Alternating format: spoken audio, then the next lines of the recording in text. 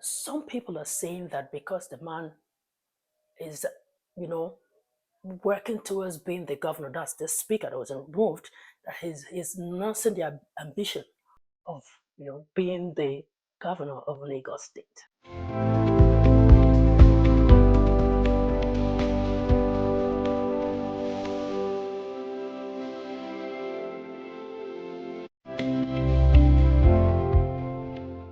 What is happening in Lagos political terrain?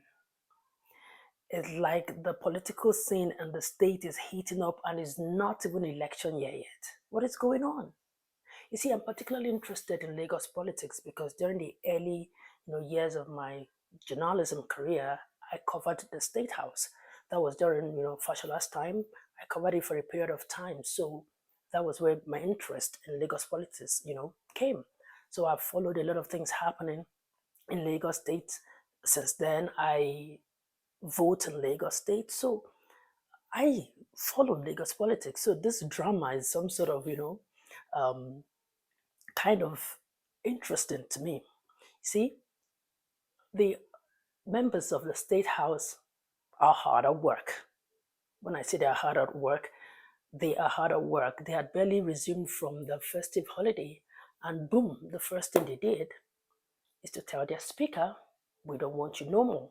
And 39 of them against one man, the speaker.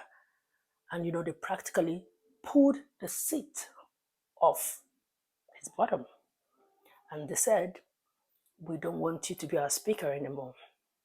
And I'm wondering, how did they get here? Because this is the man that some months ago had a lot of support, from his members. And then all of a sudden, 39 against one. That's him.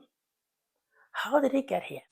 In line with the provision of section of 92, section 2, section 6, C of the Constitution of the Federal Republic of Nigeria 1999 as amended, I hereby move that the Speaker of the Lagos State House of Assembly, Right Honorable Mudashiru Obasa, be removed as Speaker of this House Assembly for the following reason.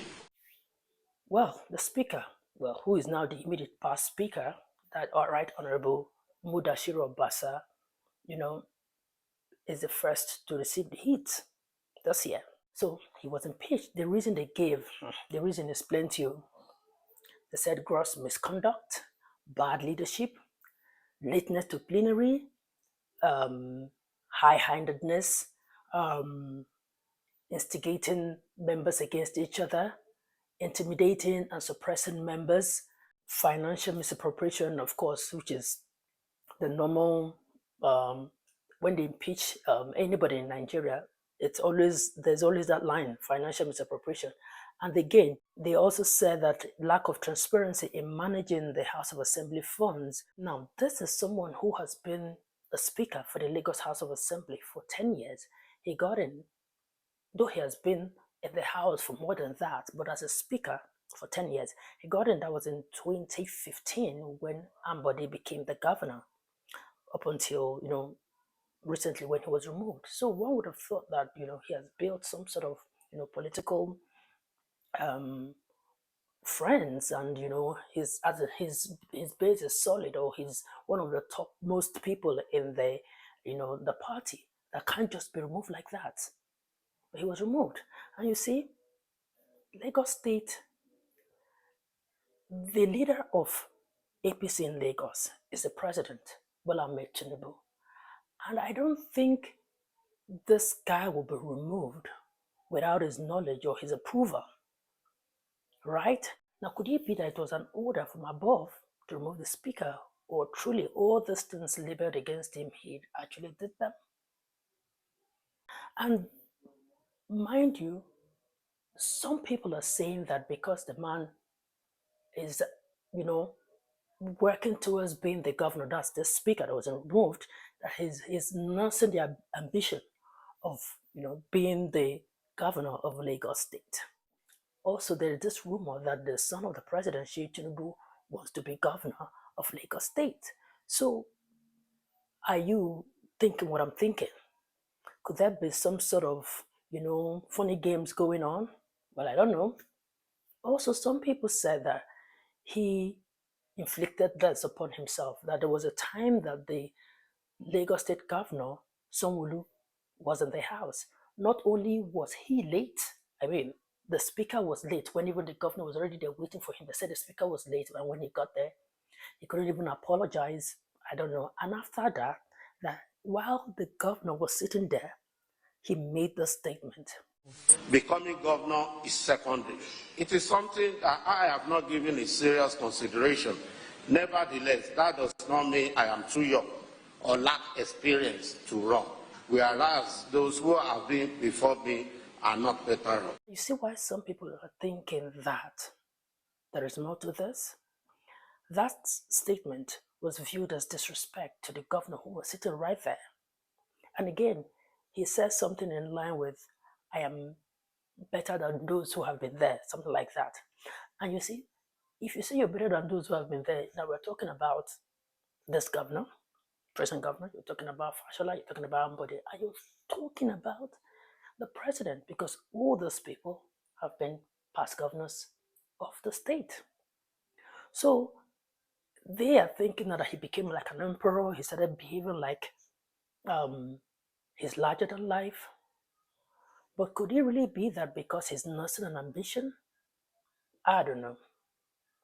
Anyway, after he was impeached, his deputy, Mojisola Miranda, was immediately installed as the new speaker. I, Mojisola Lasbat Miranda, do solemnly swear and affirm that I will be faithful that I will be faithful as the Speaker of the Lagos State House of Assembly, as the Speaker of the Lagos State House of Assembly, that I will perform my functions honestly that I will perform my functions honestly to the best of my ability, faithfully And you see, this is just like a big win for women, because this is the first time a woman will be speaker in Lagos State. As forward-thinking as Lagos is, and Lagos have had a lot of deputy governors who are women. This is the first time a woman is coming in, and you see in the circumstance she even came in the first place. So that is a big win for women. Congratulations to her. And she has been sworn in. This is coming after 7 male, speakers of the Lagos State House of Assembly. Top of my head, there are 7, but I can remember only few. From the time of Olorunimbe Mamora to the time of Jokotola Belumi, from then Adeyemi Kuforiji, who did 10 years, by the way, and then Adeyemi Kuforiji handed over to this Mudashiru Obasa that was, that has been impeached now. So he also did 10 years. So these are like the longest, both of them, Adeyemi Kuforiji and this speaker that was impeached, are the longest serving speakers of Lagos State House of Assembly. So sometime around June this year, that would have made it like exactly 10 years, So it's really getting interesting. Like I said, we are still 2 years away from election. Though election year will start like next year, because we will start preparing for next year, but it's barely 2 years into this present administration.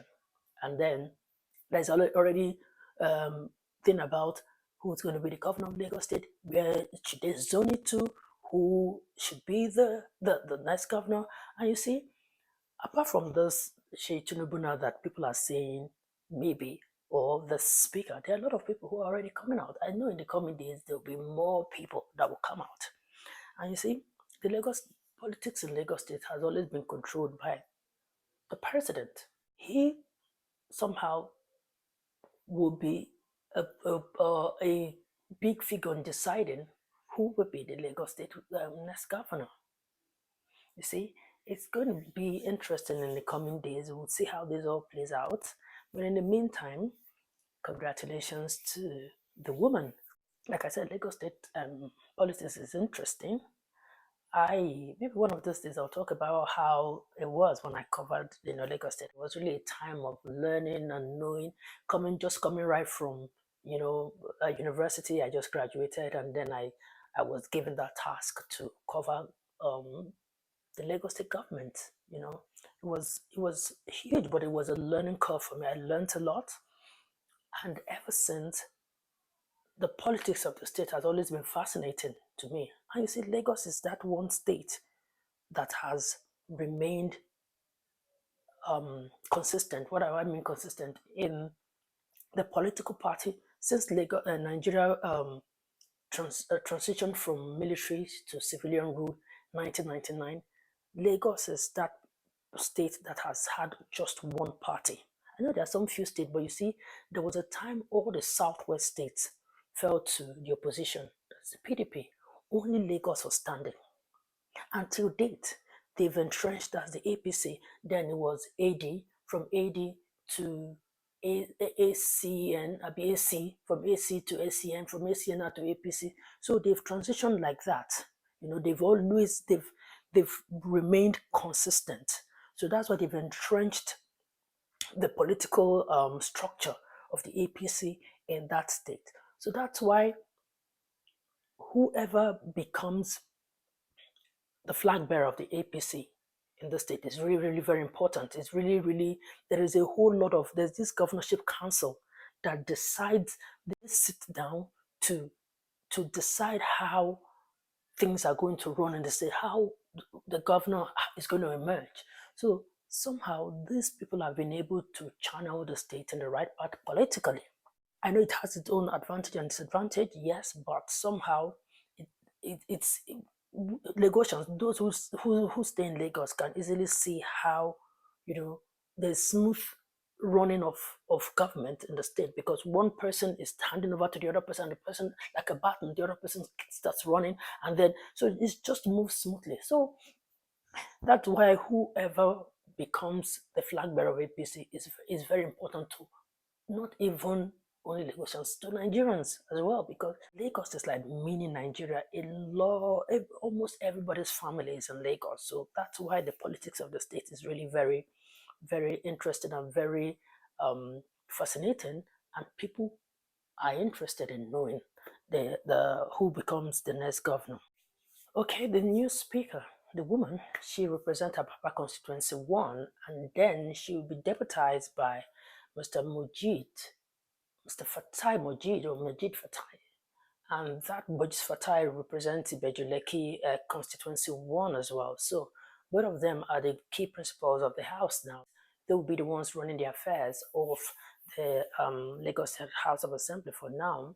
While we wait to hear from the impeached speaker, who, by the way, they said he was not even around when the impeachment was going on, that he's far away in Atlanta on vacation. So people will be waiting to hear from him. They'll be waiting to know whether he's going to like accept his fate like this, or he's not going to go down without a fight.